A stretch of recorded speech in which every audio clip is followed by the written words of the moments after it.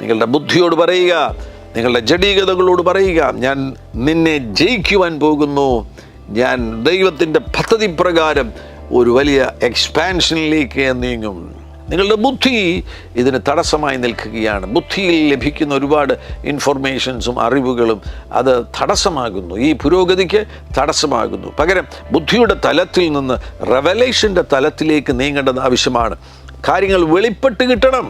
മുൻപിൽ നടക്കുവാൻ പോകുന്ന കാര്യങ്ങൾ വെളിപ്പെട്ട് കിട്ടണം. 1 കൊരിന്ത്യർ 2-ാം 7 മുതലുള്ള വാക്യങ്ങൾ, ദൈവം ലോക സൃഷ്ടിക്ക് മുമ്പേ നമ്മുടെ തേജസ്സിനായി മുൻ നിയമിച്ചതും മറഞ്ഞിരുന്നതുമായ ദൈവത്തിൻ്റെ ജ്ഞാനമത്രേ മർമ്മമായി ഞങ്ങൾ പ്രസ്താവിക്കുന്നു. റെവലേഷൻ എന്ന് പറയുന്നത് ദൈവത്തിൽ മറഞ്ഞിരിക്കുന്ന ജ്ഞാനമാണ്.